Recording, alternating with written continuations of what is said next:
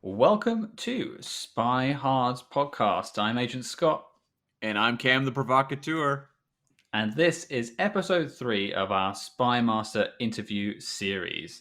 This week we are joined by Joey Ansah, who you might know from the Bourne Ultimatum as the man that almost beat Bourne, Desh, from the fantastic Tangiers chase sequence in the middle of the film.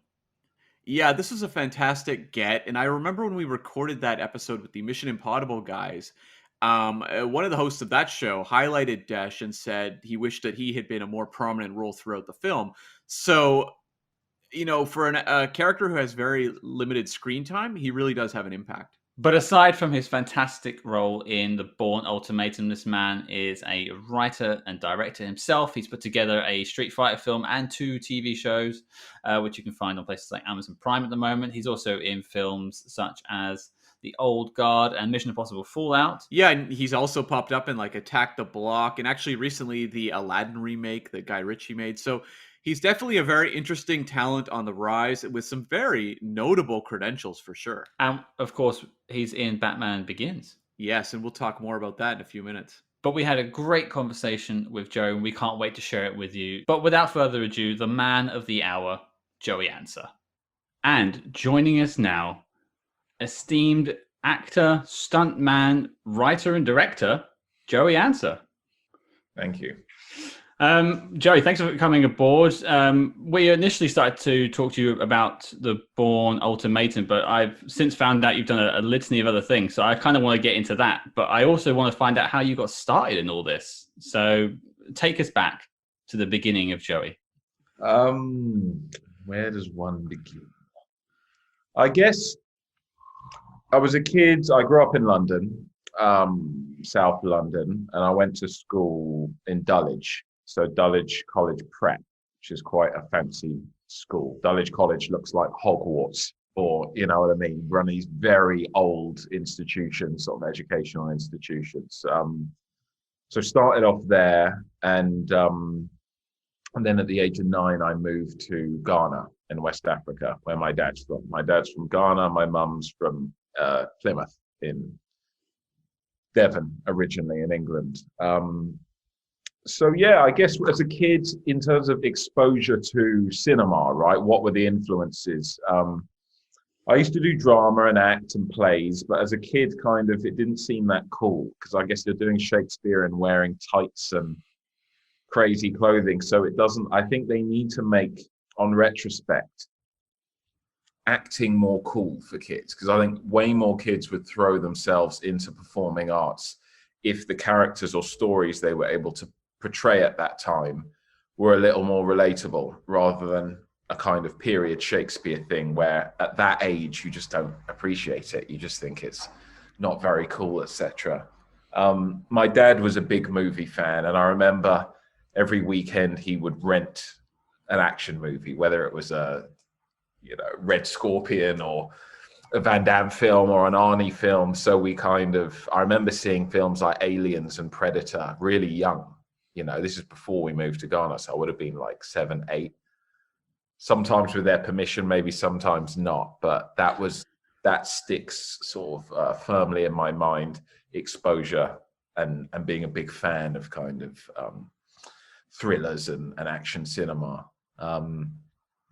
Started martial arts, toying with it whilst I was in London still. My older cousin, did wushu and used to come and teach me and my brother, but it wasn't like a serious hardcore thing until Ghana. Then I discovered Taekwondo and sort of threw myself into that and got the splits between chairs and all that stuff. The Van Damme bug and Ninja Turtles bug had really hit.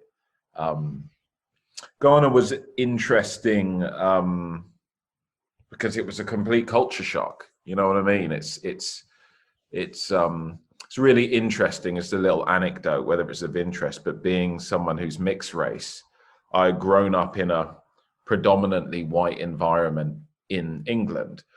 Nearly all of my friends were white, most of my role models and kind of influences were white. and then you move to Ghana. So I suddenly, when I moved to Ghana, I realized how out of touch I was with the other half of my heritage. And that 5 years there allowed me to become in touch with the other half of my heritage. So by the time I moved back to England at 14, I felt I was a really sort of balanced individual in terms of, you know, the best of both, you know, both sides. Well, actually, that's an interesting kind of place to jump in, because at what point does the option of working in films become a reality? Like, how do you kind of head down that road? Good point. So now I leave Ghana at age 14 and move back to England, but to Devon. And then I discover a ninjutsu academy, and I'm training. There are all these Marines, and there are no kids there. It's just guys, and I kind of turn up and start training. And I so obsessively threw myself into that, and then sort of acrobatics and martial arts tricking. So now approaching the end of high school, I remember having the first thought, maybe it's not such a wild idea getting into movies, because from where I was in Ghana or Plymouth, Hollywood and where films are made seemed so far away that you don't know anyone in the business. So you don't have any kind of point of reference. So it just seems like, you know, Oz, Wizard of Oz. It's like some other place that there's no portal to. But the self-belief, like skills, once your skills get to a sort of extraordinary level and you see how people react to what you're able to do, you suddenly think, okay, maybe this could be applied, right? So then it's just educating yourself on the industry. And stunts, I think I've said in several sort of interviews that naively at that age, you kind of think doing stunts and being an action actor are kind of one and the same thing. Mm-hmm. So if you want to do action cinema, just become a stunt guy and it will opportunities will present itself. So as I went further down that route, that was the route I kind of pursued. It culminated in me getting to work on Batman Begins when I must have been 18, 19. So I was at university now, and I was doing a human biology degree, you know? Okay. So I was very much going down this academic pipeline. And then when I was at uni, I was suddenly like, okay, I'm closer now. Mm-hmm. I've now met people in the film business. So Batman Begins was a massive defining experience for many reasons. Number one, it was the first big studio film, and what better film than a Nolan production, right?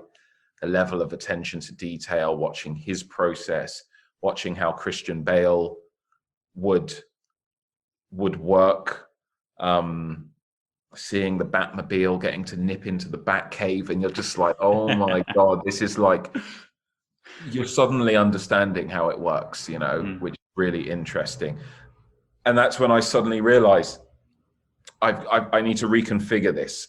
I want to be an actor who can do his own action, who can still do stunts, but act, because spending that time as a ninja in the League of Shadows, watching Liam Neeson and Ken Watanabe and Christian Bale, eventually you're like, I want to do that. I want to deliver like dynamite dialogue and all the stuff that happens in between the action sequences. I definitely want that, you know, and it's just like a feeling. You immerse someone in a situation, they'll either resonate with something or they won't. Some people there are probably like boring, all the dialogue take after take, but it just resonated with me. And when something resonates with me, I kind of have to go after it, you know?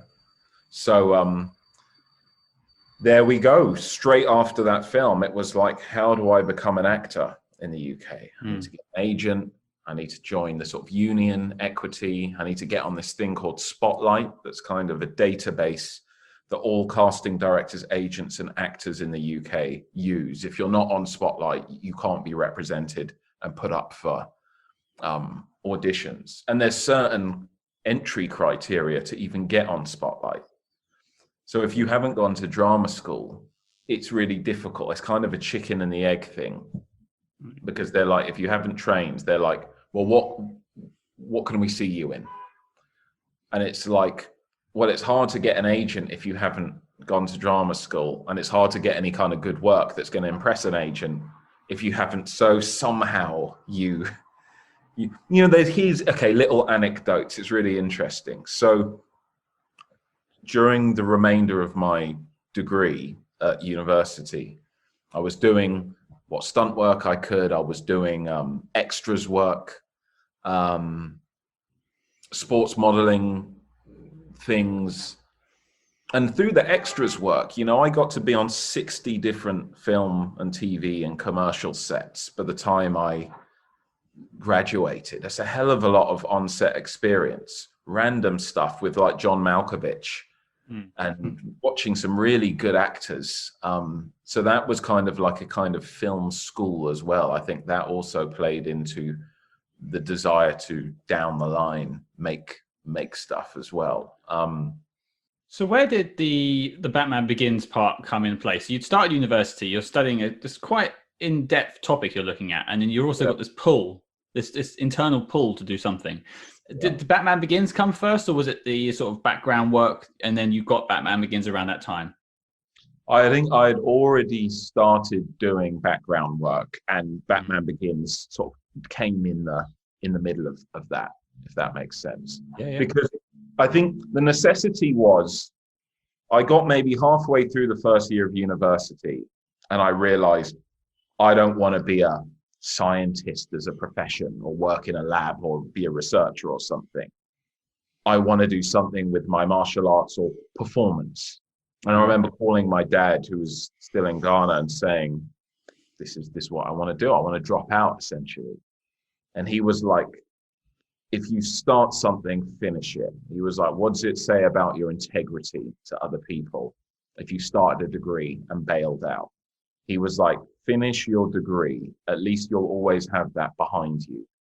And if you want to be an actor or a stuntman afterwards, I'll support you in, you know, I'll get behind it type thing, but finish your degree. So I was kind of like, for my dad, literally, I sort of finished it, but I thought, shit, if I'm gonna finish this degree, I'll be 21 when I graduate.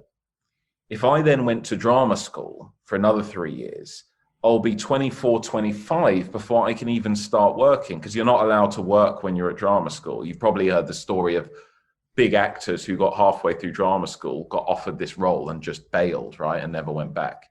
Yeah. So I was like, I need to create my own kind of film school whilst doing this degree, and extras work, just being on set. And occasionally you're booked as an extra and the director likes you and says, hey, I want you to say a line. And now suddenly you're a walk-on, right?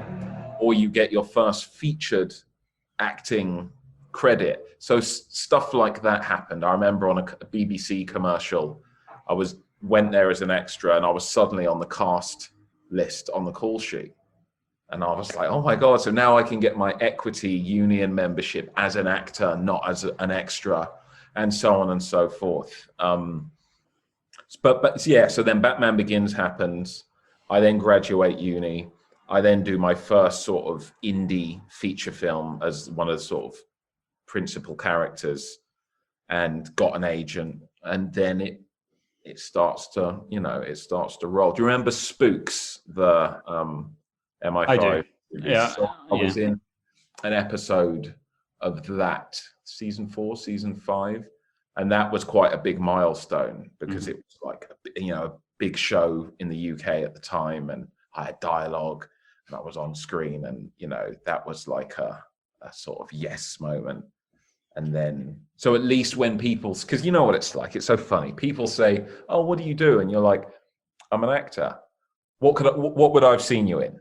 There's this instant assumption that if you say you're an actor, you've been in some Hollywood blockbuster that everyone's going to know. And if you say something people have never heard of, they're almost like, as if like, yeah, right, you're not an actor. And it's so cruel. It's so cruel when you actually think about it. So I remember what it was like before you could say anything people had heard of.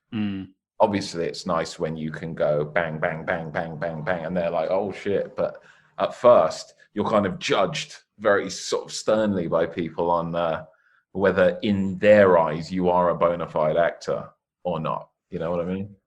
Right. And so you move into Bourne just fairly shortly after Batman Begins. That's a really big break coming quite early. I'm curious, when you have a character like Desh, I'm just curious because he's a silent character through the film.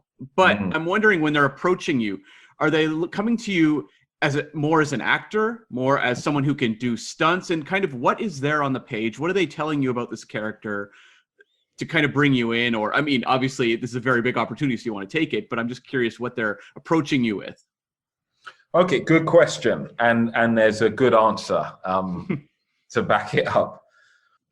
So what had happened is they had actually cast an actor, I think, who had done some internationally acclaimed film. I think he was an Israeli actor to play Desh. And they had sent him to LA to train with 8711, the kind of fight team.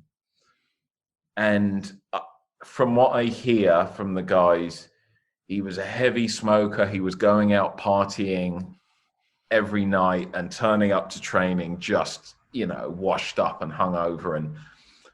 And after 2 weeks, I think Jeff Imada, the fight choreographer, called the studio, the producers, like, it's not going to work with this guy. This guy is not going to be able to physically meet the demands. So they fired him. So now they've got only 2 weeks left of training, potentially. Clock's ticking. We need to recast Desh quickly. And part of the urgency was Morocco was the first shooting location for Bourne. The very first thing shot, full stop, in Ultimatum was in Morocco. So whereas Edgar Ramirez, who played Paz, the other Black Bar agent, there was a bit more time because his first scenes came a little later. So I get a call. There's a request casting. The casting director specifically wants to see you, Joey, for this project.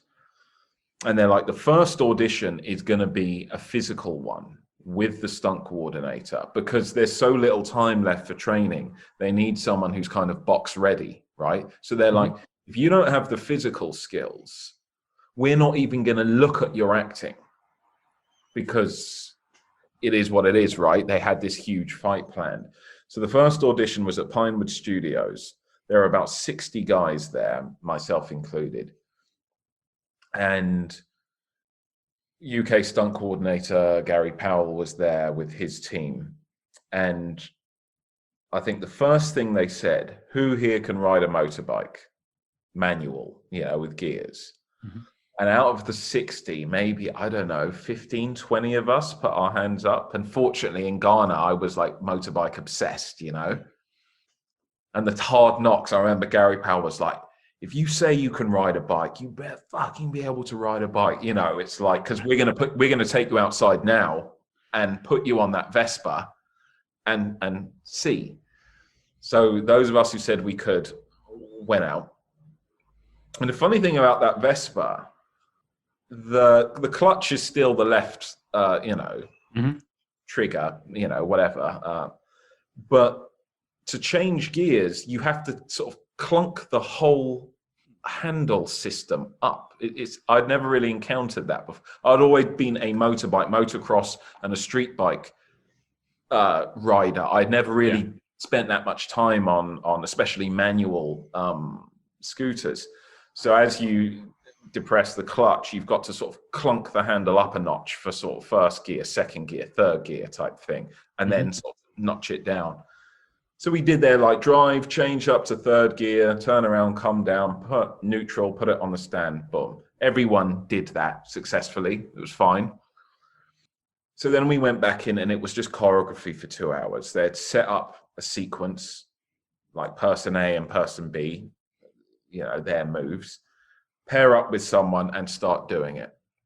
So strategy in these situations, you got to think, okay, how do I somehow, like snakes and ladders, how do I rise to the top of this process? So I noticed 2 guys I knew out of the 60 of us in there. I knew there were 2 guys that I recognized. So I instantly partnered with one of them, and I think he knew I had more fight choreography experience by that point than he did. So I was like, look, follow my lead. I'll make sure we both look good. So I'm giving him notes and changing our distancing. And, you know, so when the stunt guys come and look at us, they're like, okay, cool, looking good. And then without them telling us, I was like, let's actually swap and learn each other's choreography. Because I had learned person A's choreography, he had B. And I was like, let's swap. And lo and behold, they're then like, right, now start doing it the other thing. But we're one step ahead. So they come around and look and they're like, cool, no notes type thing, right? Then they're like, right, swap partners. Same process again. And then I find the other guy that I recognize and same deal, right? 2 hours nonstop. I think they wanted to see just stamina, if you could keep going. And it's with good reason, because when we fast forward to talking about filming Bourne and that fight, it's just 12, sometimes overtime, 13-hour days nonstop. It really is full on. So I can see why they were so stringent on, if you guys look like you're flagging after 2 hours. So anyway, we do that. And then to finish, one by one, we go up and film a section of the choreography, or one half, with one of the stunt guys. And they film it, and then we're done. After that process, I get a call to say, Joey, you've been recalled, but it's down to like 3 of you, from 60 to like 3 of you. And now it's an acting recall. Okay. So those 60 chaps, including yourself, were all for Desh at that point. Yeah. And this was the emergency casting call as well. That's crazy that they've gone like, we need to find someone, and then you've risen to the top of 3. So that's fantastic. Anyway, because I had a question about like the training you put into it, but it's such a last minute thing. I didn't know any of this. Yeah, I mean, look, some of these gigs, it's so last minute, and I'm sure there'll be anecdotes about other projects and stuff, like Mission Impossible or this, that, and the other, right? So I suddenly get the call from Dan Hubbard, the casting director. Joey, there's a recall. We need to see you, tonight. I need to film you for this recall. And I was like, I was in Plymouth. So I had to somehow get back up to London. So in the original script of Ultimatum, it's crazy. It was like a completely different movie. The only thing that was kind of the same was the Morocco sequence. But the rest of the film was very, very different. And remember in the Bourne Legacy with Jeremy Renner, they have the whole thing of those pills that the agents have to take. Yeah, and the chems. Yeah. They start getting withdrawal symptoms. So that was actually a holdback from Ultimatum. That was originally in Ultimatum. So with the Blackbriar agents, they had it that to stop us going rogue, like the Bourne from Treadstone had, they're having us now on these stronger pills that create a dependency that the agency or our handlers give us. And it keeps us on a short leash. So originally at the end of the fight, I'm fighting Bourne and getting the better of him. But then the withdrawal starts to kick in, and he notices that I'm looking at my bag that's somewhere, and then trying to get to the bag to get these pills. And then he's kicking the bag away, and I'm getting weaker and weaker, and he eventually overpowers me. And I almost go into shock, like start having almost a seizure type thing. So I remember the recall was that, essentially, having this very visceral seizure, or, shakes and foaming at the mouth type thing. And he's like, code it in, that I'm dead, blah, blah, blah, blah, blah.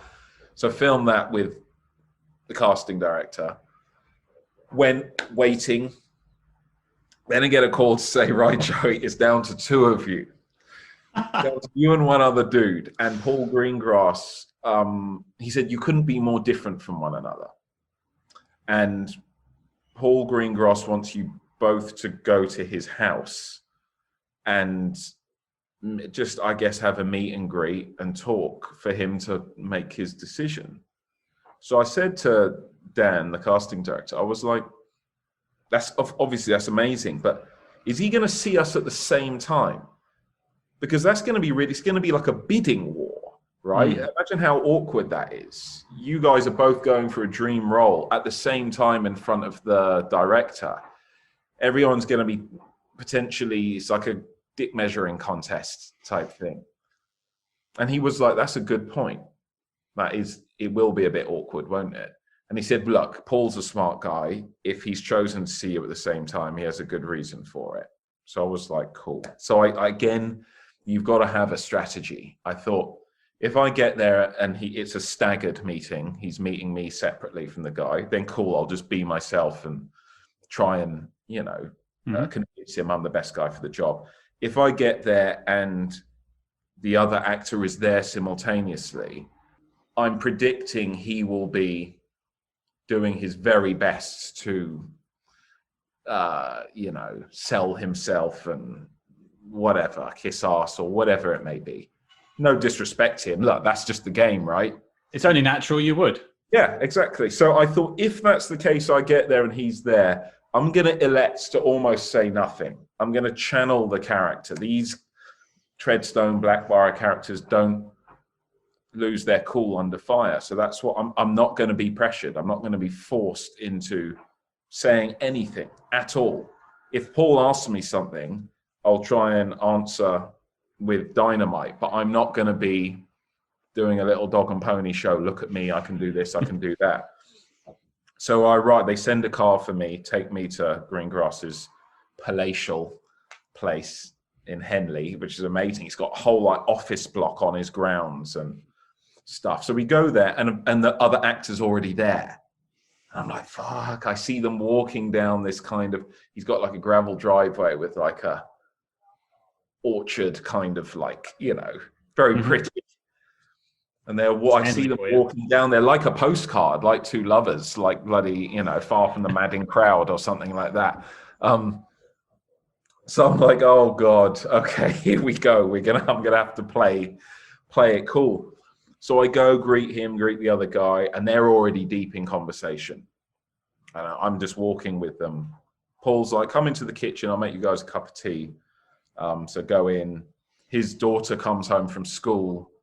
I start chatting to her. The dog comes in. I'm playing with the dog. I'm just not really focused on what's that. And eventually, Paul asked me a couple of questions and answer. And yeah, cut a long story short, he takes us to some offices, and it was very sweet. He was like, I think both of you are really good actors. I was very impressed with your auditions. And he asked us about our martial arts background and our acting background. And he was like, there's only one Desh role, but whichever of you doesn't get Desh, I will find something else for you in the film. And he was true to his word. So that the other actor ended up being one of the techies, in the sort of with David Strathairn. The Office or something. Yeah, one of the tech guys bringing up maps and trying to pursue Bourne. And that stuff, because they kept rewriting the film, those techie guys and all those scenes with Pamela Landy and Vosen, Noah Vosen, 5 months of filming. Oh, so God. Dude probably got paid more than I did by sheer number of weeks worked, right? Even though it's not a super memorable part, but it would have been a nice payday because you're just shooting ad infinitum. For sure. I'm just curious that, you talk about Paul Greengrass, and you're someone who's obviously studied martial arts and action filmmaking for most of your life. And I'm curious, a lot of people tried to copy Paul Greengrass after the Bourne films. And, that's where the dreaded shaky cam term came from that people would criticize action for.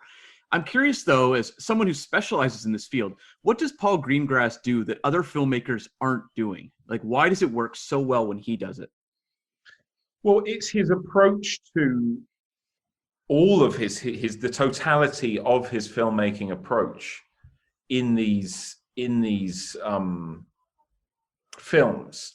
So it's very easy to zero in on shaky cam in action or a fight scene, but you're like, that's the style of the whole movie. And I think because he comes from a documentary background, I think panorama or world in action stuff, so a kind of roving, potentially war zone type correspondent who's used to capturing the essence of often quite tense or horrific scenarios.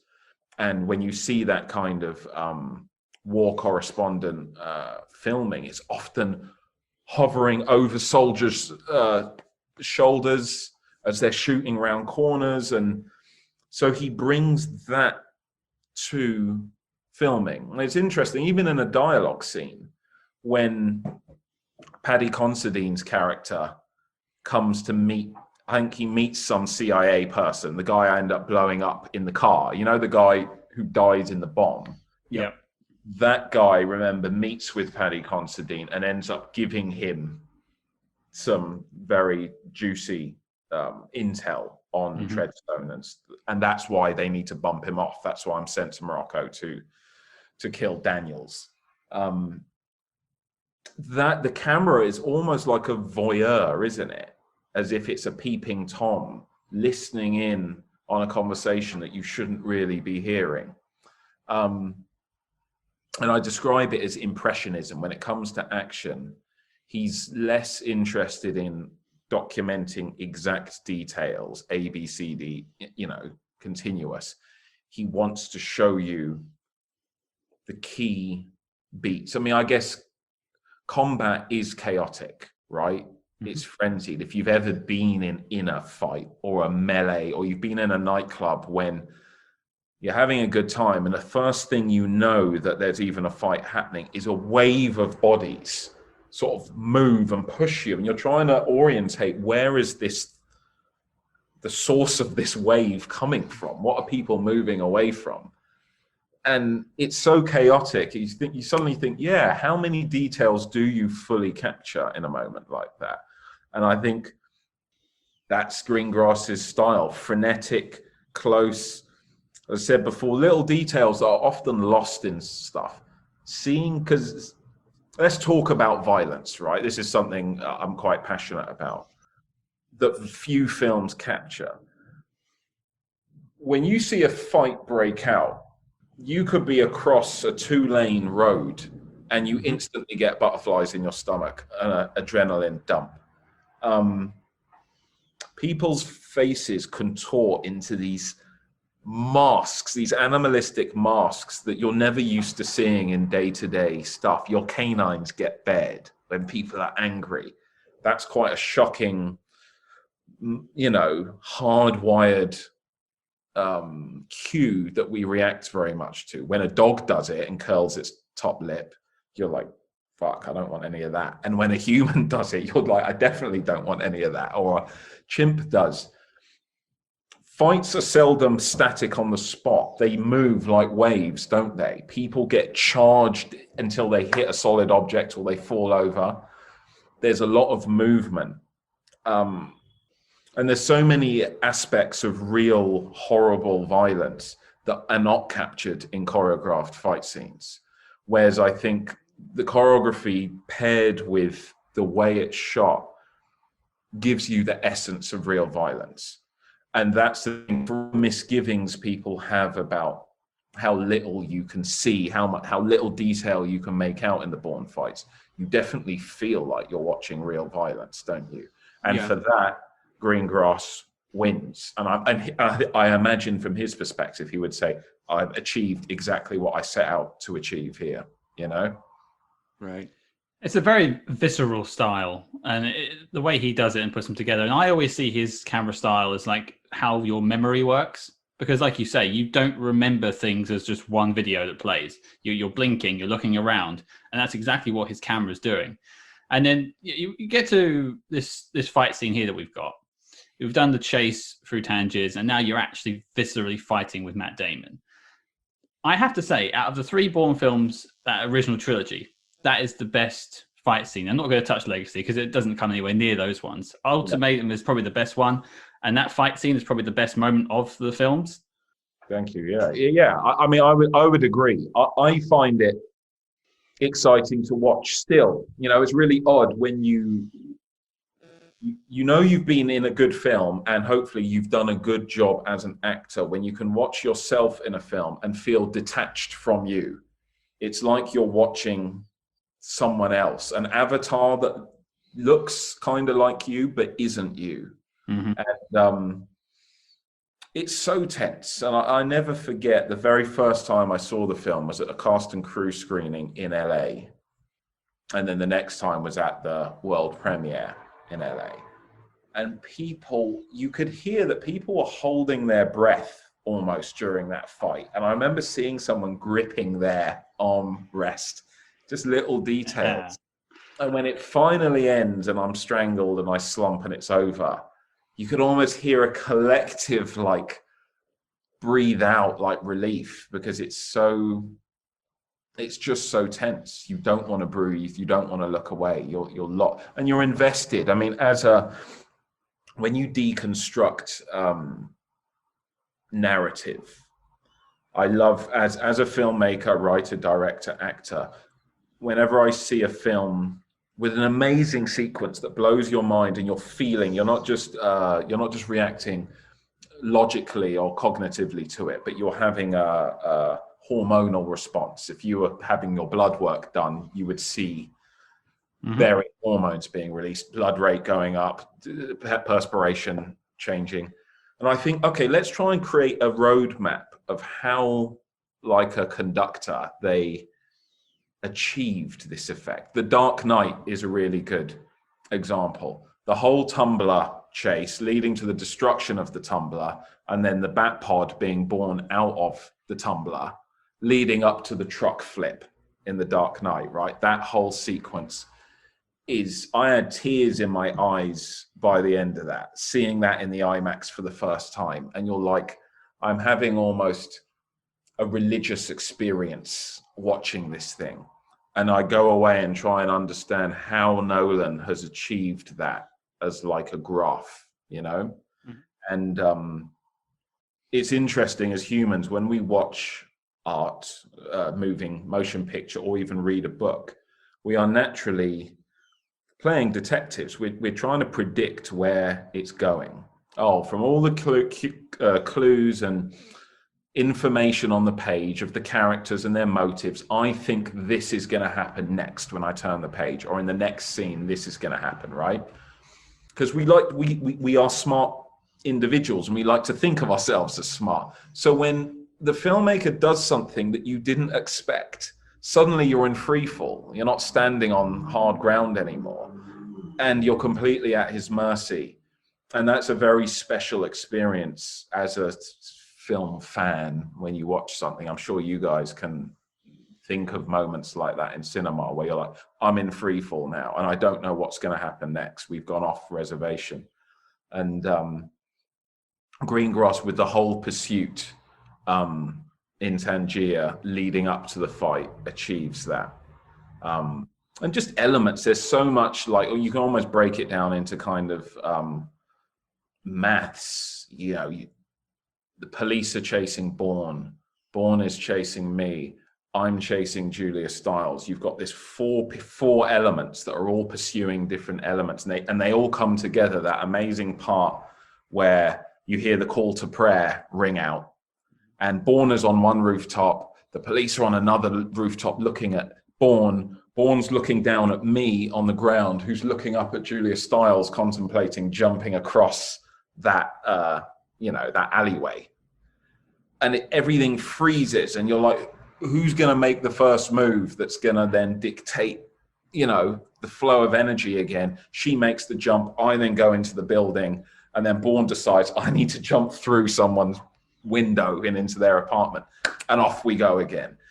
And it's knowing when to sort of stop the action and let the audience catch their breath and then go again. And it's so nice to be part of that, and then to retrospectively look back and see how did Greengrass achieve this thing that we all celebrate and love, Well, like, one of my favorite moments in the movie is that moment of pause where all the characters stop and are getting their bearings. And I feel like a moment like that just contributes. It's so invaluable to that action sequence, because my takeaway is actually less to do with some of the chasing and the fist fighting. And it's like how that moment is just waiting for the trigger to go off and launch you. Definitely. And it's the stakes. What's so nice in film, the Bourne films are so, in some ways, unsentimental. They do not try and ram romance and longing of the heart down your throat. from Bourne Identity, the romance between Marie and Bourne is it's a very slow brew, and it's very innocent in the way it develops. It doesn't feel curated. It doesn't feel engineered. There's a real, and quite a scary story of this guy kind of on the run, and she's now been embroiled as an accessory. There's this very innocent, almost teenage type, slightly awkward at times, love performs. Then that gets developed a bit in Supremacy when we realize they're living in India together, and she's very much helping him cope with his sort of PTSD and trying to recover his memories. And then when she gets killed, Bourne's like, there is no happiness for me. I've tried to run away from my past, and it's caught up with me somehow. So with Julia Stiles, remember that scene at the trucker's like diner or whatever, when she confesses that you and me had something, and he's like, I don't remember any of it. And she's a bit like, I've kind of put my cards on the table here, and you weren't even aware we played a game of poker once, you know? But that being said, the desperation Bourne is like, I cannot have another woman who I care about, or who cares about me, more importantly, risks themselves for me. I cannot have them die on my behalf. So he is a man possessed trying to get to her. And that's the key. There are so many chases in films and pursuits, but you're like, what are the stakes? Are you running away just to protect your own skin? Okay, those are stakes that have some currency to them. But the stakes of a man who's already had one woman die because of him, trying to save another woman who cares about him, who's about to be slain, he has no sense of self-preservation. He is a man possessed, and that's very, very compelling, very, very compelling stuff, you know? And when he jumps, and it's true sort of heroism, because when he jumps through the final window to confront me, he doesn't even know what he's gonna encounter. He's almost jumping into the abyss, because I just blew out with him and blew up the bike and blew up the car and messed him up. Right. And if I didn't have to go and get Julia Stiles, I probably would have taken out a gun and executed Bourne there and then, right? That's the most vulnerable we've seen Bourne in the whole. He was at my mercy. It's just I had other business to take care of, so left him unconscious, you know, by the car. But yeah, those stakes. So as a writer now, I'm always trying to think about stakes, because it can turn a cool action scene to an action scene that you cannot take your eyes off, and you're living it with the character.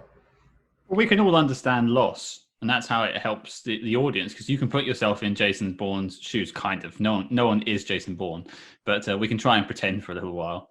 One thing to remark on what you said a while ago, it just clicked with me. It's really interesting that they were originally going to go with that pill idea in Legacy, in Ultimatum, because if you watch this fight scene, you almost beat Jason Bourne. You have him on the ropes by the time it gets to the shower. And so I could see how they had the whole, when you were having withdrawal symptoms and you were losing your skill, that they wrote it a different way. So you were basically winning the fight, and then he got the best of you at the last second. Yeah. I'm glad they kept it in, because one thing that we remarked on when we covered the film itself is that there's all these Blackbriar agents that are meant to be better than Bourne, but they never are. Yeah. You were the one who almost was.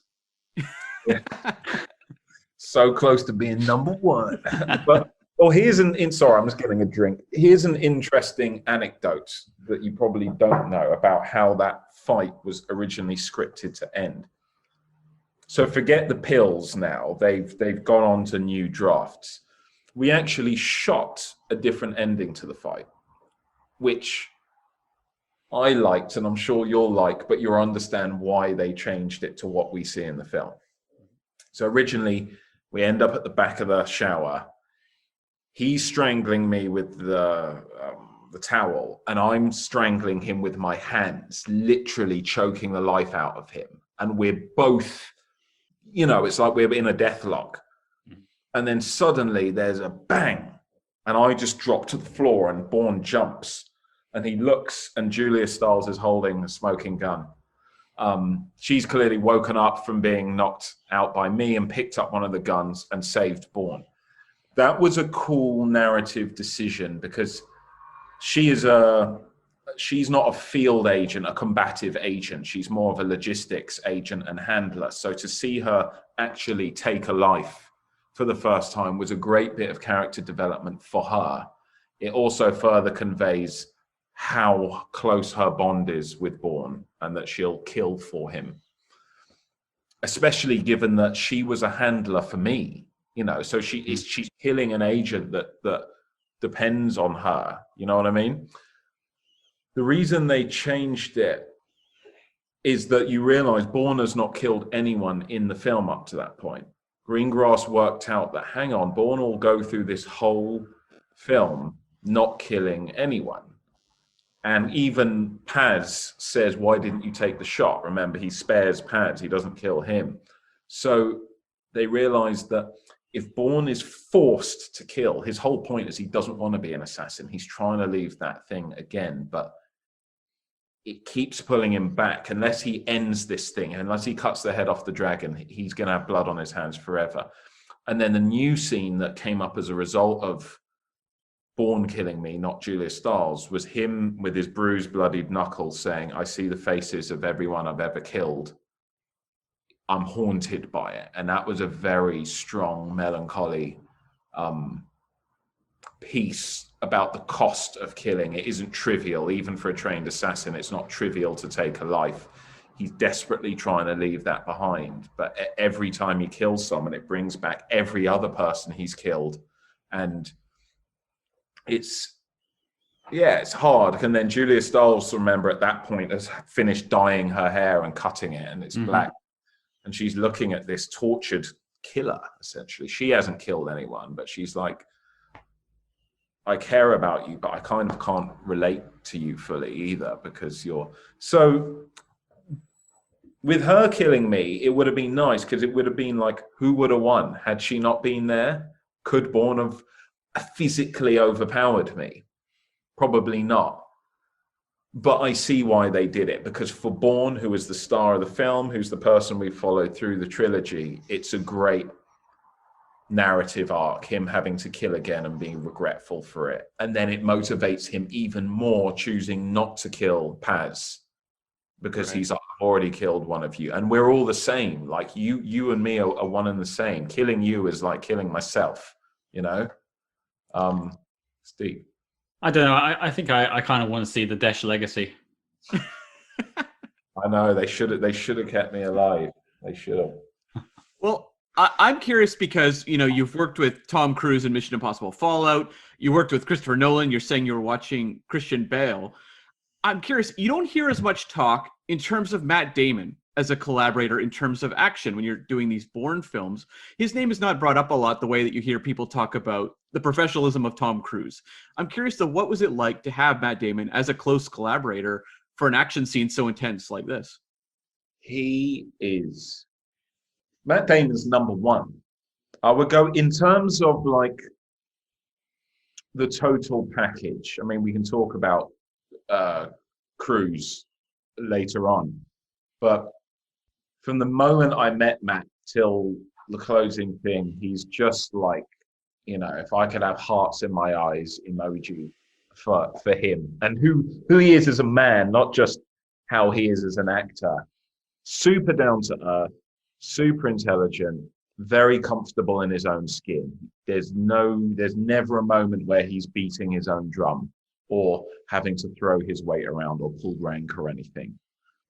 He moves really, really well.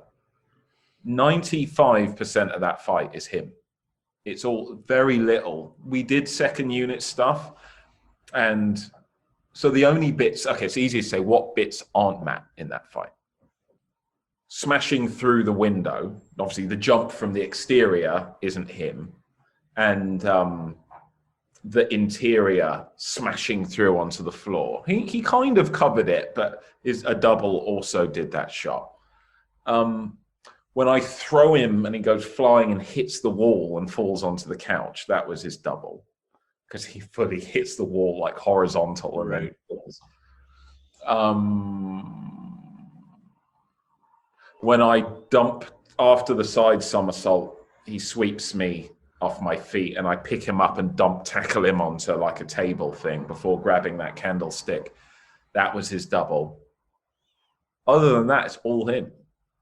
Right. It's all him. He's really good. I mean, he boxes. He's got really good hands and head movement. You know, he understands. So Matt's not a taekwondo kicker, but like his hands, he's a handy guy and he moves. And performance, look, Koruk, he's one of the best people I've done a screen fight with, because he understands intention, and a lot of it looks so real, because we would have a discussion between takes and I would say, let's say the next sequence we're about to film is he throws 2 jabs, I parry them, and then I throw a right hook at him that he bobs under, and then we go into a trapping sequence. I would say, Matt, I'm going to throw this hook. I'm not going to throw it high. I'm not going to throw it short in front of you. I'm going to aim for your jaw. Are you going to get out of the way? Are you happy with that? Or do you want me to pull it? And he was like, no, I'll get out of the way. Because what that allows you to do, if in a fight scene, all I'm thinking is take his jaw off. The intention, my face, the distancing, and the intention is all true. And if you were to take any still frame in that sequence, you would think everything about this suggests Joey is actually, in real life, trying to take Matt Damon's jaw off.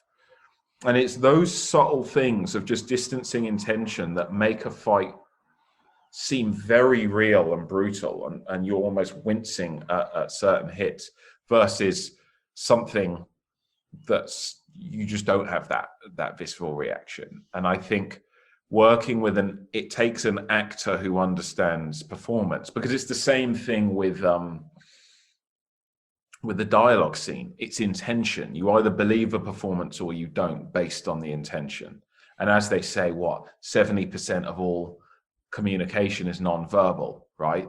Right.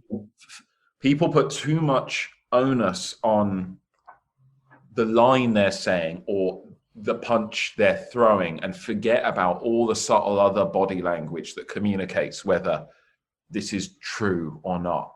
And working with someone like Matt, we could almost go full whack at each other. I mean, there were some real hits, stuff with the book, and I took a full-on elbow across the jaw, and there's stuff, but it was really nice.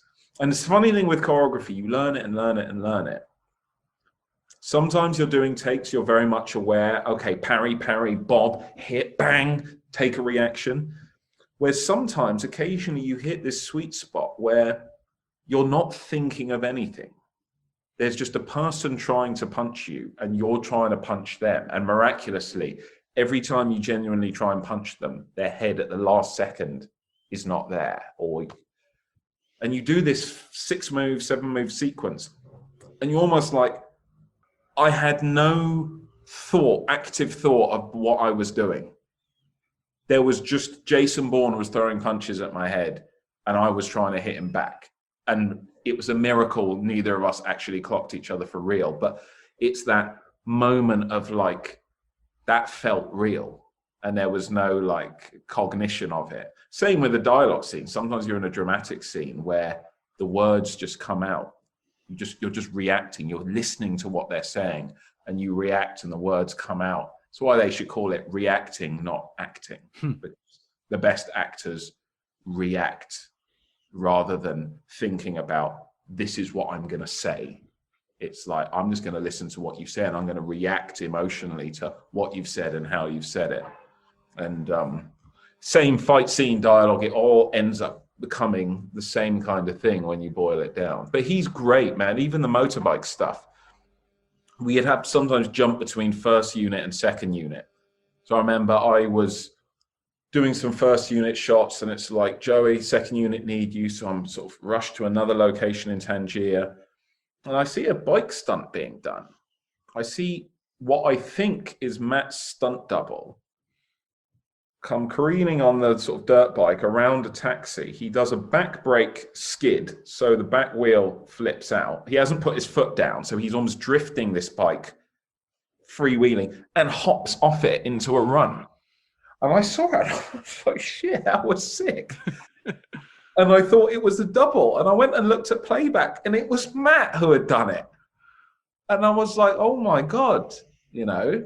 And I was like, he's very, very capable, but he's so low key that I don't think people realize just how sick he is, you know? Right. It's amazing to think that, especially with fight choreography and things like that, that people are putting their livelihoods in your hands. And, Matt Damon, most bankable star in Hollywood around that time. I don't know where he is now in that sort of rankings, but he put his jaw in your hands several times, and that's a lot of trust. And did you ever feel that sort of pressure at all, or were you that confident in your skills that you were just like, I've got this? It is a bit hairy when you realize this is the money. The whole film, the whole financing of this film is resting on this human being's shoulders. And if they get hurt or badly damaged, it's going to have huge ramifications, much more than if I get hurt or damaged. But I guess it's building a rapport, particularly when it comes to fight stuff. We got on really well and had plenty of time during all the pursuit stuff, because we shot for 5 weeks in Morocco doing all the pursuit stuff, the bomb, the Vespa stuff, all of that stuff, where we get to know each other really well before coming back to London and shooting the fight in Pinewood at a set. So I think you need trust to do a fight scene where you're pushing it like to the limit to not get hurt. If you don't really know someone and you don't know their intention, it's a bit tense. You don't quite trust them to bring things as close, you know? So rapport, I'd recommend for anyone. The better rapport you have offset with someone, the better it is, the more trusting you're going to be on set when you're doing something slightly dangerous or very dangerous. Now, maybe that's a good place to jump over to Mission Impossible Fallout. And just, we were talking about Matt Damon. What is it like working under the Tom Cruise umbrella? Because he's a producer on that film, and he's known to be, intensely professional on set. What is sort of the vibe of Mission Impossible Fallout and just your contributions to it? Fallout, I've been such a fan of Tom Cruise. Think some of the earliest films, I think of cinema is his face, as a kid in the early 80s. And being a big fan of, Last Samurai was a film that I really loved when that came out, and, Few Good Men and Rain Man, Top Gun. So I get this, it's an interesting, let's talk about how I got the role. So I got a call. I just auditioned for a comedy series, and that went well, and I had a recall. And then I auditioned for Mission Impossible, and they were like, there isn't really a script. These scripts get kind of written as they go along, literally, on these things. Even now, what they're filming on the latest one, all action set pieces, exteriors, there's almost no dialogue.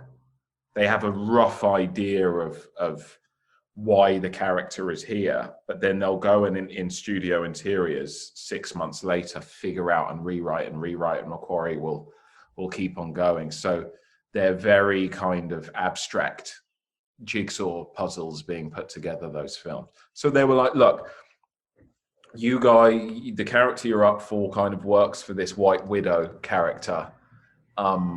You'll be in Paris. Most of your stuff will be in Paris. Beyond that, there's no script. No script exists for your character yet. Hopefully you'll have plenty to do and say. So there was some placeholder dialogue that I had to do, like a monologue. It was almost like a military monologue of a guy as if speaking to his men, like, if we stay here, we're going to die. We're going to be overrun. We need to get to this place. And I'm asking you to come with me. It was that kind of piece, right? So did that, went away. And then eventually the agent was like, yeah, I think this one has gone away. I think they decided to go with someone older than you. Then I got offered the comedy show. Then I suddenly get a call the same day as I get offered the comedy show. Joey, they've offered you Mission Impossible. And I'm like, I cannot not work with Tom Cruise. The opportunity to be in a Tom Cruise movie, you know, especially one where he's doing stuff. I have to do it, man. This is a bucket list thing. But it's a leap of faith. You have no idea. You have no script sides. You could say nothing. You could say something. You could say loads. Well, you have a cool action sequence. Who knows? So we kind of begin this journey. What can I say about the process once on it? The scale is super impressive. Like, yeah, Tom Cruise can access locations that no one else can. For example, case in point, there was a story in Fallout, White Widow's house. After we flee from the Grand Palais, the sequence with the big, rave going on, we all escape and arrive in some amazing courtyard and then enter White Widow's lair. Remember where the map is planning the heist that we're going to do. So that shot you see when we drive into that courtyard, that building holds all of the national statistics and records of France prior to the French Revolution. So Marie Antoinette, all of that stuff, any documents from pre-revolution, whatever, is held there. Then there's another building somewhere else for all the records post-revolution. And they were like, the production had tried to get this as a location because it looks incredible. And they were like, no one's ever filmed here. It's not happening as much as they tried. I mean, Christ, they could shut down the Arc de Triomphe, right? Yep. Right. And do a car chase, yet they couldn't get this place. Tom will be like, let me go and press the flesh with this dude. And magically, now we can shoot there. It's a charisma kind of, it's a charisma. Once Tom puts his focus on you and locks eyes with you, it's like he's transmitting 100% of his being onto you, and you feel very special. You feel very kind of, and I think he has a real power.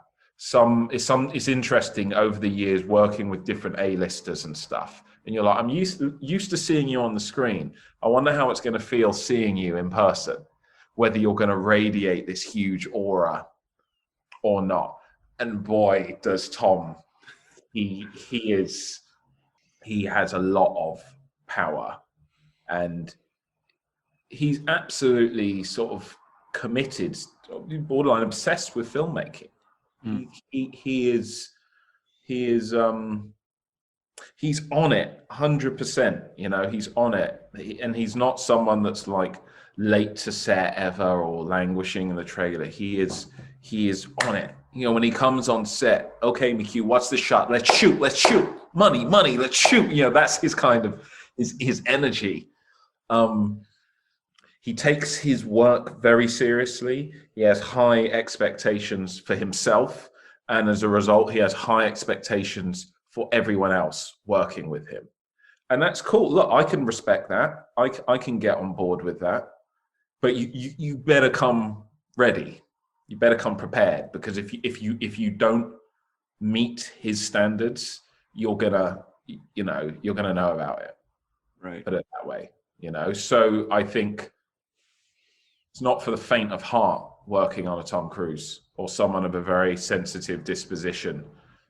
Maybe, but he is making films that are pushing boundaries. I mean, the stuff they do on the mission films in particular is so insane that you've got to kind of have that frontiersman mindset, right? Of where we're out trying to do stuff on the unknown.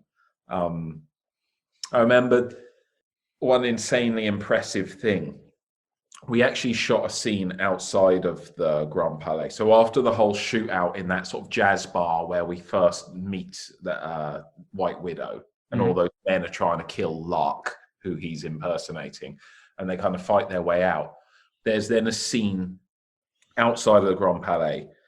Henry Cavill, Cruz, and Vanessa Kirby are going to the cars, and then me and Zola, her brother, intercept them, and Zola tries to almost attack Cruz because he almost got his sister killed. So there's a confrontation by the cars, and then the police are coming, and White Widow is like, look, let's not do this here. So we all get in the cars and peel off just as the cops arrive. So we're doing this night shoots, right? So I turn up at the Grand Palais ready to shoot, and I go inside, and from the floor to the top of the dome of the Grand Palais, I think it's 75 meters high. It's a very tall structure, and they've got Artem, like atmosphere, the kind of smoke that gives depth. So it's quite hazy, and I see what looks like Tom and Henry Cavill swinging on wires from the top of the dome. So remember, they parachute, land on the top, they get in. You may have seen if you've seen any of the Blu-ray extras, there's a montage of cut scenes, them swinging from that dome inside, and they smash through another window. So I go in, and your stomach is almost in knots watching how high. Because it's misty, you can barely see them, yet you're indoors. They're doing these huge arcs. And I said to one of the ADs who was there, I was like, is that Tom and Henry's doubles, or is that actually them? They're like, no, that's Tom and Henry up there. And I'm like, wow. So they're doing that. Eventually it's like, okay, we're ready to shoot the scene outside the Grand Palais. And suddenly Cruz appears, now in a tuxedo. He's like, okay, McHugh, let's shoot. And I'm like, you've been swinging around 75 meters high for like the last 2 hours. Most people would think I need to just defragment after doing that. He's just instantly, okay, we're doing this next scene. Let's shoot, let's do it. He's just like all about the work. And very impressive. I mean, that film, as I said, it gets written as it goes along. But it was fun. I have a few, being sort of White Widow and Zola's kind of main enforcer dude. I mean, you've seen the film. Yeah. There in planning the mission, and then it's a nice scene actually when the female cop, when they're trying to escape from that lockup and she's there, then I shoot her unexpectedly, and I've got Cruz and the rest of the team at gunpoint and stuff. It's a nice tense moment in Fallout, isn't it? When you're like, oh my God, what's going to happen here? Before I get mercilessly quick drawed and gunned down by Ethan Hunt. But no, it was really cool. Look, I'm used to doing bigger stuff, but it was a pleasure. I wouldn't change it. I was really happy to work on that. And Chris McQuarrie's such a dude. We became, cool on that, and he invited me, and I hung out during the edit process and got to hang out in the edit with Chris McQuarrie and watch the film be cut together, go to the Dolby testing lounge where you first hear Dolby mix for your film and stuff. So really nice. The filmmaker in me, I've directed and produced and post-produced my own productions of a few million. I'm like, now let's see how this is done at the 200 million budget. I mean, what an experience, right? To be in a studio blockbuster edit and see what's different in the post pipeline to what you've experienced yourself. So yeah, the whole experience was really cool. Was there anything that you shot for Mission Impossible that didn't make the final cut?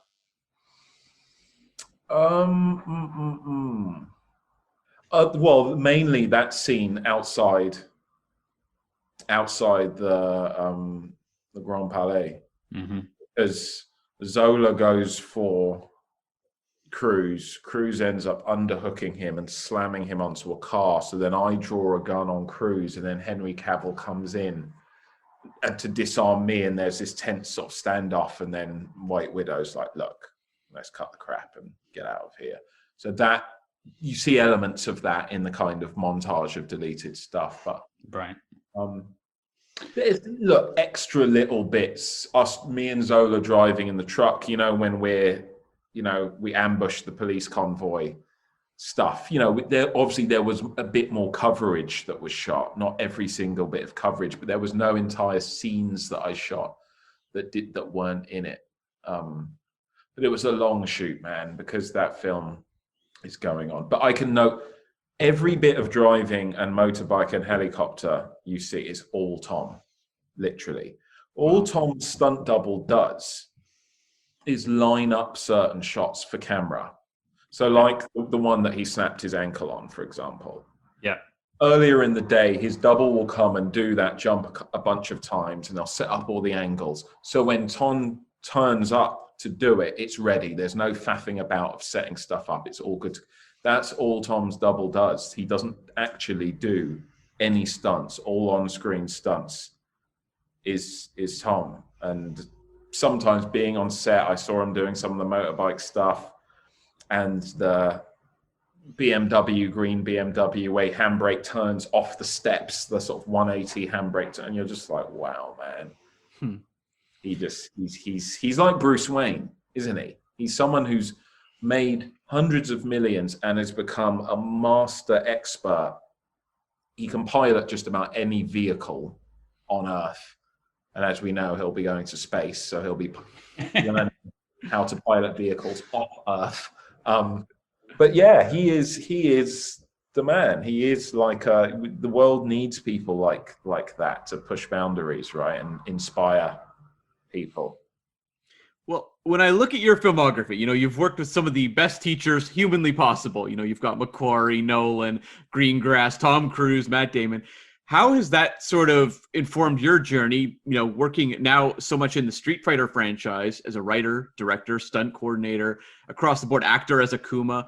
How has sort of all of these amazing teachers fed into your career now?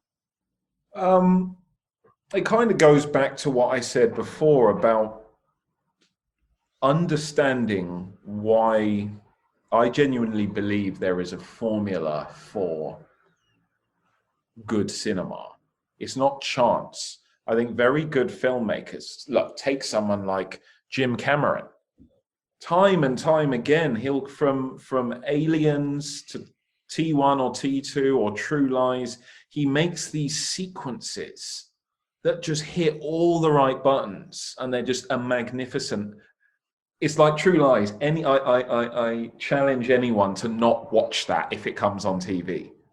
Or any of his films. Okay, maybe not Avatar's something that I don't know if I want to watch it in a hurry, but like True Lies, Aliens, Director's Cut, the Terminator films that he's done, if they're on, you have to watch them, and they never get boring because there's such magic in their DNA that they feel as great on the 50th watch as they do on the second watch, So that's a big thing, is studying the process, why scenes, deconstructing why stuff that you like works. I mean, this goes right back to, I found the Rocky films, like most people, super inspiring, right? The training montages, the heart, that where you have the hairs on the back of your neck standing up. And I'm like, this film, this piece of entertainment made me feel such a strong, all-encompassing kind of feeling. I want to be able to do that for other people, hopefully. And let's try and study how Stallone achieved that. For example, in the Rocky films, what is it about the writing of the character Rocky, the performance, the direction, the music, all the elements? Nolan's attention to detail is something that became very apparent just being on Batman Begins for a couple of months. Painstaking detail. I mean, he will himself sometimes, Cameron's the same, like take a brush and touch up part of the set himself just to look a certain way. You see him looking at his actors and moving their clothing. He doesn't just leave that to costume department to just, he will physically like, I want a slight ruffle here because it adds something. So he's zeroing in on all these things that most people are not even factoring in at all. And on Assassin's Fist, on Street Fighter, it's filled with such detail, such minutiae, and it's really nice to write, direct, acting. It's an entire world. Out of nothing, you're creating something, and every aspect of it is by design. There's nothing left to chance. You're not saying to your production designer, yeah, just give me something, like populate this dojo with some art, some things that look Japanesey and martial arty. Everything from, like in Assassin's Fist, traditional karate training, there are these big earthenware pots that they fill with sand and carry them by holding the neck of and it builds up grip strength. So that's a very traditional karate thing, is to just walk. It's like what's it called? In weights, where you walk around just holding dumbbells. Farmer's walk. Farmer's walk, exactly. So it's the karate version of a farmer's walk. But imagine you could do it with a dumbbell, but imagine you were gripping the dumbbell that way down. So it's all finger strength. So eventually when you grab someone's throat, or, for locking and stuff, you have very strong. So I wanted those pots in there. It's very specific things. And you see Ryu and Ken training, and later Goken punches one of these pots, and even the designs on the rice paper sliding doors of the Nyo, a lot of the sort of Akuma's stance, this kind of position, or these things are based on Nyo, are like demons that you see sometimes in Buddhist temples, and they're almost to ward off evil spirits, and they often have like big beads around their neck, and they have these sort of crazy sort of poses and stuff.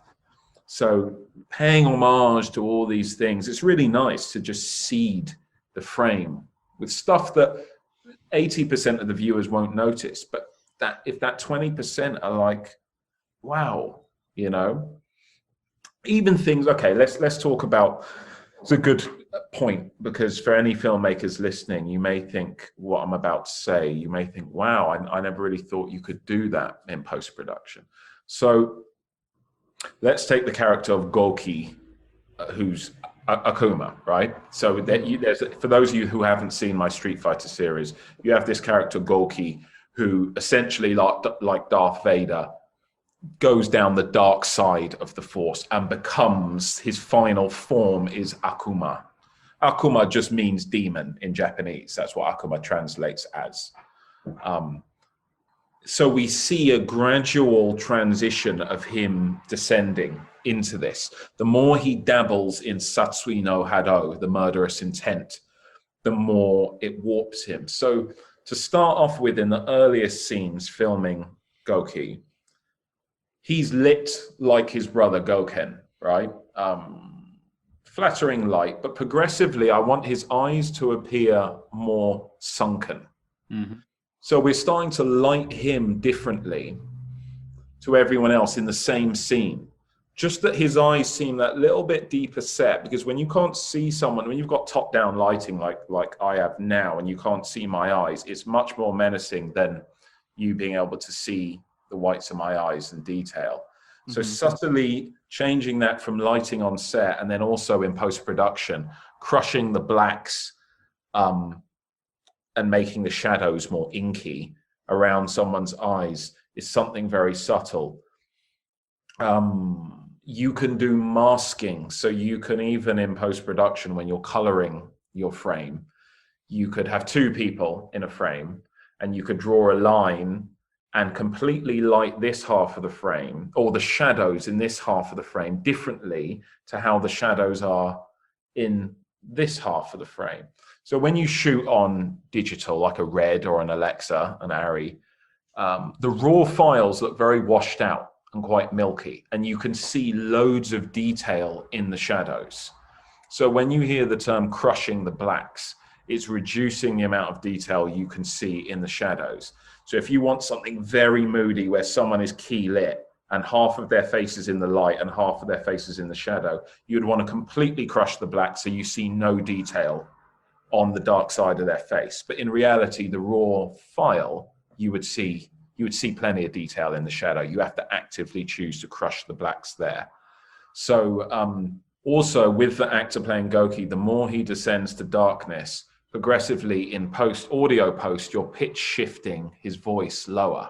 So imperceivably, his voice is getting deeper, or you're bringing more bass and low end into his voice. It's a trick I recognize in cinema to make a hero, conversely, more heroic. Put more low end and bass in his voice, so the audience not only hear his voice, they feel it in the cinema. When Leonidas speaks in 300, you feel his voice. The subwoofers under the seats behind the screens are blasting almost subsonic low frequencies at you that your body is feeling. Your ears not necessarily hearing them, that your body is interpreting them.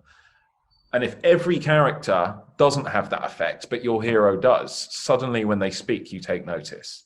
And it's these little details that can completely change a performance, you know. So much of telling the story is done after the scene has been shot, with sound, post-production, light, shadows.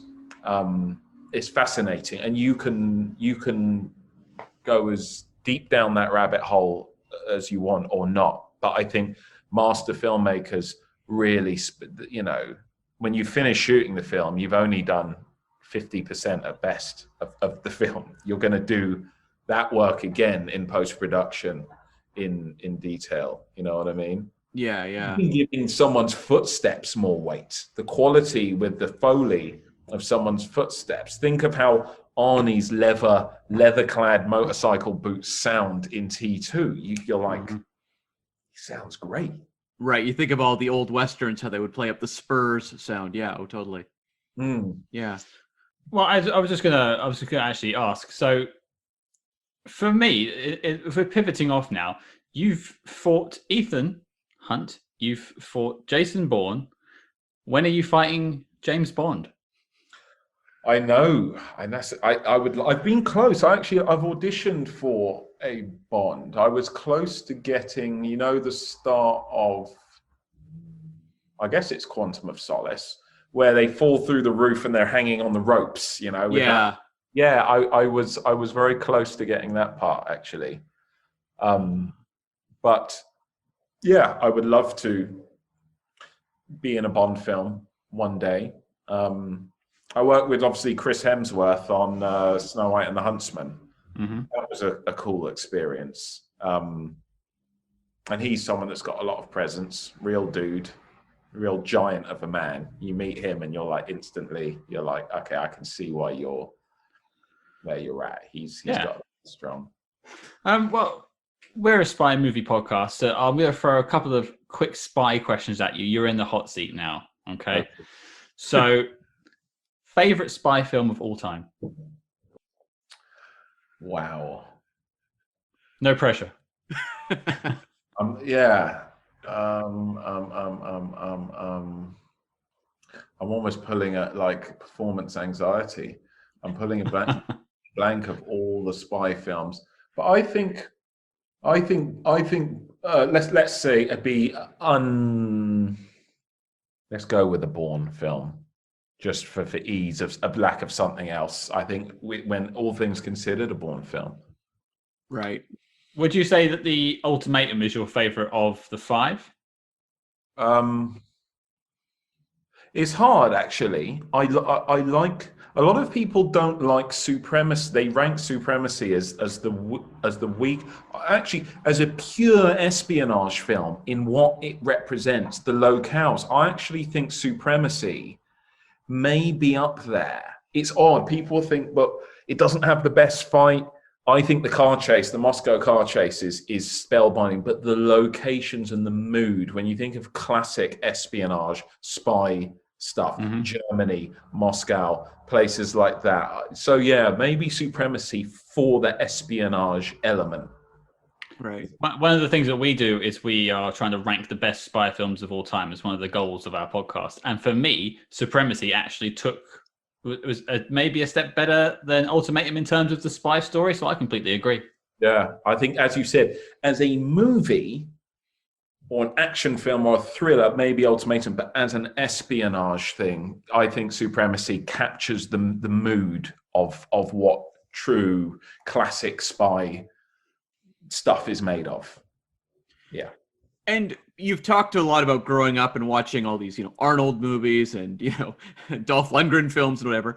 Did James Bond ever play a role of your movie watching, or was it a franchise that maybe didn't grab you as much, or either way? No, it did. And my era was growing up, the Roger Moore era was like prime, and some of the most fun you can have in a Bond film is the Roger. I know some of them get a bit ridiculous. What are you talking about? Moonraker, anyone? But they're great. For some reason, I feel like from memory, the Roger Moore ones have the best prologues in terms of stunt sequences. Some of the openings to the and the music of Octopussy and my brother's a huge Timothy Dalton fan, Living Daylights. And, but yeah, my brother was a huge Bond fan. So it was a massive part of our household watching Bond. And yeah, I go and see every Bond. And I think Casino Royale was great. I think Daniel Craig's a great Bond. He just post Casino Royale hasn't had great material. I wasn't a fan of any of them since Casino. So I hope this No Time to Die is a great send-off for him, because he is a great Bond. He just hasn't had the best Bond stories, I think, given to him. Right. It's an interesting franchise in that a lot of the casting is spot on. You can't really blame them for who they've cast as Bond ever. But yeah, if the material's not there, it can tarnish that legacy a little bit. I mean, I think a lot of that surrounds Brosnan now, where I love Brosnan. I think he's great in Goldeneye, but he didn't have necessarily the run that you'd hope. Yeah. Who's your favorite Bond, both of you, out of interest? I mean, I grew up in the Roger Moore era as well, so it's very hard for me to look at The Spy Who Loved Me and not think it's like the greatest Bond film of all time. For the longest time, I was a Pierce Brosnan boy. Goldeneye was my first film I ever saw that was Bond film.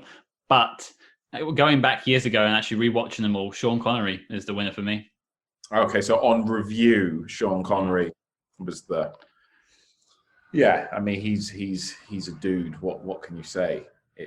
And they're of the era, I guess, because Sean Connery's time, Ian Fleming was probably still alive back in the 60s, 70s. I don't know if he passed away. So just when those films are set and when they were made is closest to the true essence of Fleming when he wrote them. Do you know what I mean? Whereas modern ones, the sensibilities of those books were of the time. And the further away we get from that time, the more warped some of what Bond becomes.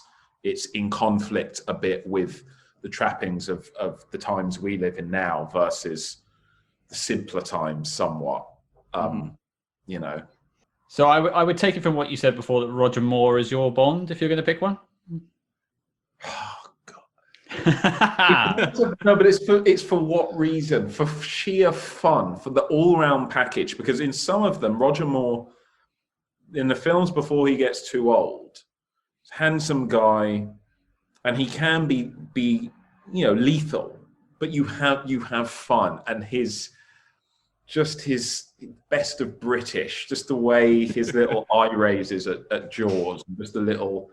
His quips sometimes you're just like in terms of the finest exports of British humor, You know, I think he does a good job. Who do I believe would be a spy or a killer? The nice thing about Daniel Craig is you believe this guy could end lives. You know, Yeah.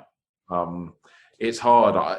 I don't know if I could pick easily one Bond to end them all. Where some people are like Sean Connery, no argument, and it's a very clear cut thing for them. I like elements. It depends for what reason. You know. Well, that's it. A lot of people come to spy stories for different things. Some people like the campier, more joyful side, like the Roger Moores and some of the Pierce Brosnan. And some people want that spy intrigue that you get from Sean Connery and Daniel Craig. But it does all of it. Here's a good espionage. Since you asked me a question, could I enter Inception as a spy film?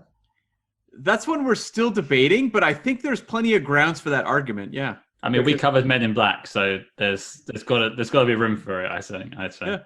But espionage, in a way, it's quite literally, it's dealing with corporate espionage, isn't it? You're trying to stop a takeover or so by seeding something in a rival, and it requires agents to intel gather and plan missions and heists, and the equivalent of I've got microfilm and I need to photograph blueprints. It's almost the opposite. I need to plant blueprints in someone's mind. And it's a huge homage to Bond, isn't it? Especially the whole snowy sort of final act in the deepest layer of the dream state. I think as a modern retelling or a fresh spin on the espionage drama, I definitely add Inception in as I mean, Tenet is technically an espionage film, isn't it? Yeah, but we're counting Tenet. We're actually going to be covering it about a month or so. Okay. Cool. Cam, do you have anything you'd like to add? I don't think so, but I'm just wanting to know if there's anything coming up that you want to maybe plug that people should keep an eye out for. Destitution. Yeah, right. Kind of a weird time for plugs with not a lot necessarily going on, but yeah, there's not. I mean, I'm kind of focused. I'm writing a slate of projects for myself because in terms of what do I want next, I've paid my dues as an actor for many years now. I mean, I did The Old Guard recently. Yeah. That recently. It's time now. I'm ready to star in some stuff because look, when you're playing supporting roles, you're only often allowed to show 2 dimensions. Here's a good analogy. I often say from narrative design, the only 3-dimensional character in most films is the lead, and every other character are like bumpers in a pinball machine. The lead is the pinball itself, and the narrative function of other characters is to redirect the hero's trajectory, either by being a gatekeeper that they cannot get through, so it forces them to find another way round, or something to be overcome to then access another part. So it's very frustrating when you actually, sometimes it's liberating because now when you're a young actor and you get a role, you're thinking, I'm going to create a backstory for the character. I'm going to do this. I'm going to do that. And then you get on set and the director's like, no, just come up, say your line. Don't put anything on it. And you're like, all the kind of pretentious actory talk about prep and research and development, that's only relevant really when you're playing the star, because it's the only character that is allowed to show multi-dimensionality and infer a backstory that isn't seen, that is motivating future events.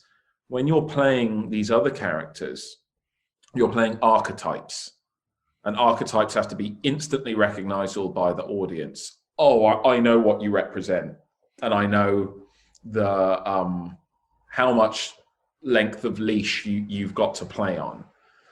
So you could go for 2 decades as an actor in all this stuff, and you've only ever been able to show 2 dimensions. You've never been able to show anywhere close to what you're capable of.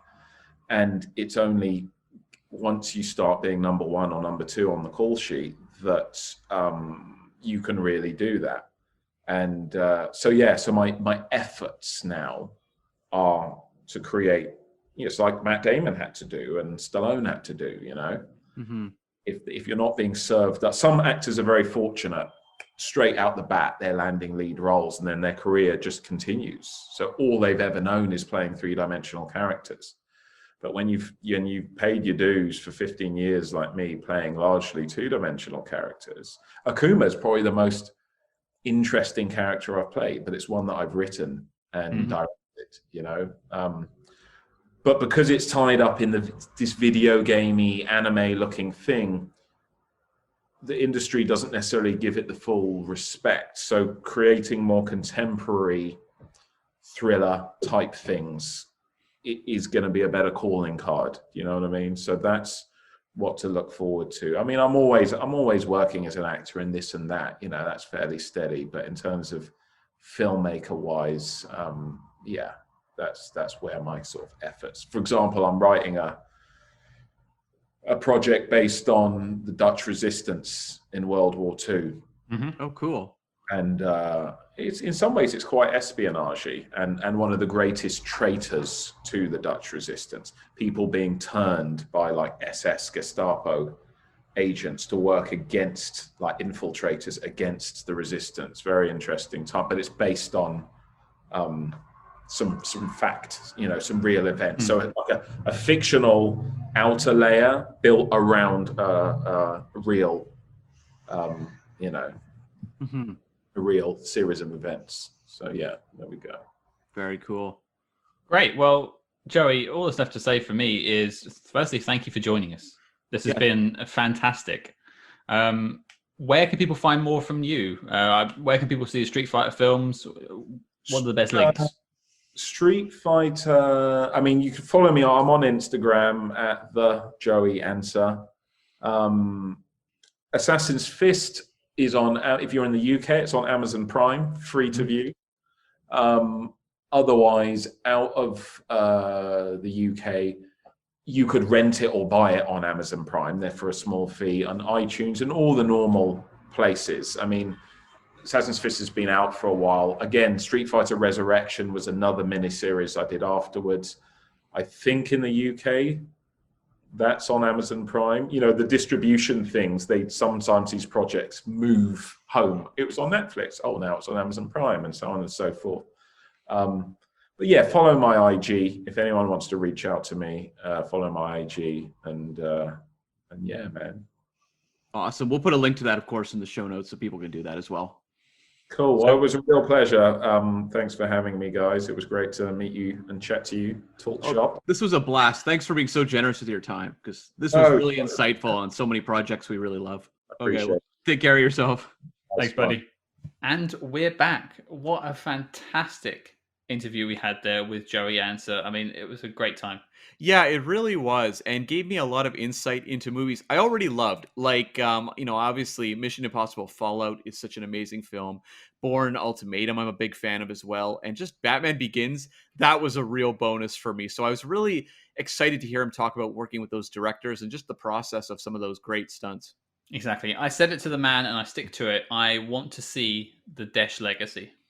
Well, maybe one day, right? Maybe. You never know. He almost had Bourne.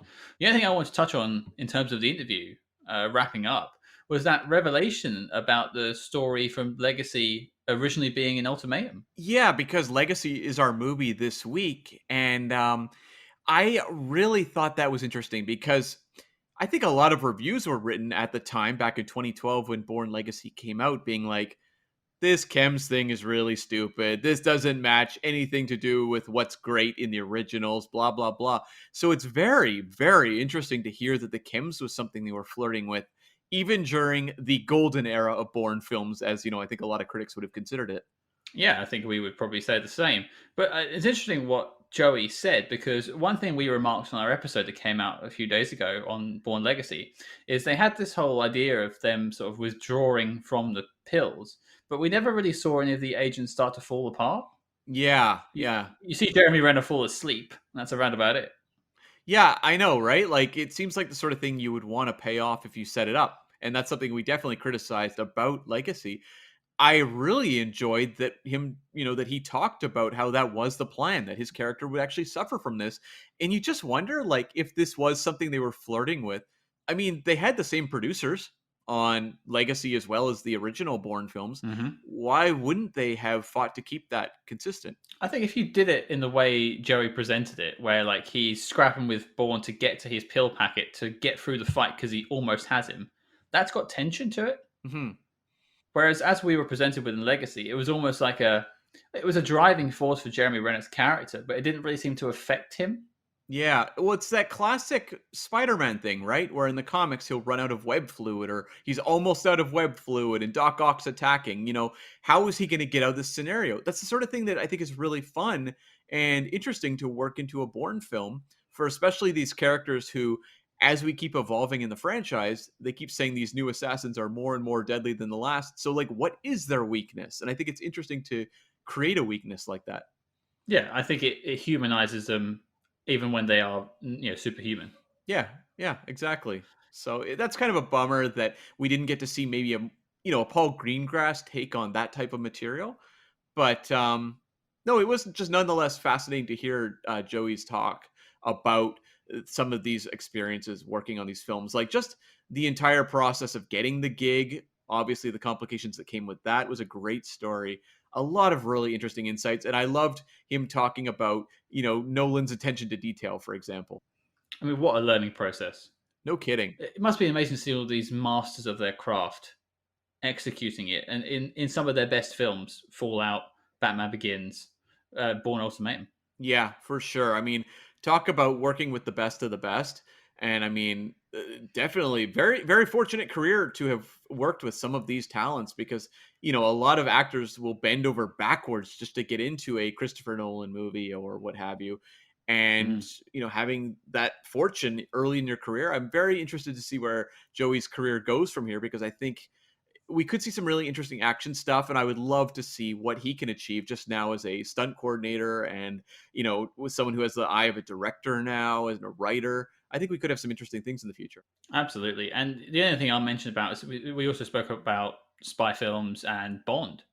And he had a brush with the Bond franchise himself. Yeah, he did. He did. I mean, I'm hopeful that he does wind up in Bond at some point. And I think it's a little fortuitous that he didn't get Quantum of Solace because for two reasons. One, Quantum of Solace, not one of the great Bond films. Number two, the action scene he's talking about, that whole scene with the pulleys and the ropes where they're swinging around, Hmm. that thing's edited to just garbage. Like it's a great sequence that's just been edited to ribbons. So a lot of the great work that would have been done there would have been compromised, I feel, by the edit because I think Mark Forster's editing of that whole sequence is pretty messy. So I would love to see him in an action scene, maybe more akin to what we saw, like the big parkour chase at the start of Casino Royale, like a sequence that really shows off the skill of the performers. Absolutely. And I've gone on the record and saying I don't want a massive megastar known entity as the next Bond. Yeah. A lot of the previous Bonds have been, not people who haven't worked before. They've had work, but they've never had that breakthrough role. Yeah, like Roger Moore was probably the most famous, right? When he's cast, having done The Saint. Yeah, I think so. Like Sean Connery was basically out of obscurity. Daniel Craig had done some stuff. Pierce Brosnan had been Remington Steele. Yeah, Brosnan's a known quantity because he'd done, I guess, Mrs. Doubtfire. And Mm. Timothy Dalton was a respected actor. He'd been in The Lion in Winter, the film adaptation. I mean, he might have been in the play as well. I don't know, but very respected actor, but not a movie star for sure. Yeah, so I mean, in terms of actors, Joey, hopefully they give you a call. You never know. And like I said to Ross and Marshall Thurber, I never would have said Daniel Craig. If you'd asked me back in the day when Brosnan's leaving, who should they get? I never would have ever answered Daniel Craig. And look at what I would have been robbing myself of, had they followed my advice. Yeah, Quantum of Solace. No, but jokes aside, I want to take this opportunity to thank Joey again for taking the time to speak to us. It was a great interview with a lot of really interesting information. And thank you all for listening as well. Yeah, thanks so much, guys. And we hope again in the future to do more of these SpyMaster interviews just to show some of the craftsmanship that goes on behind the scenes, especially in areas like what Joey's contributing, where maybe people don't think about as much about it. Because I think there's some really fascinating details to glean from his interview there. We'll be back next week on Tuesday with the 1985 Tom Hanks spy comedy film, The Man with One Red Shoe. But until then, folks, good luck on the run from Desh.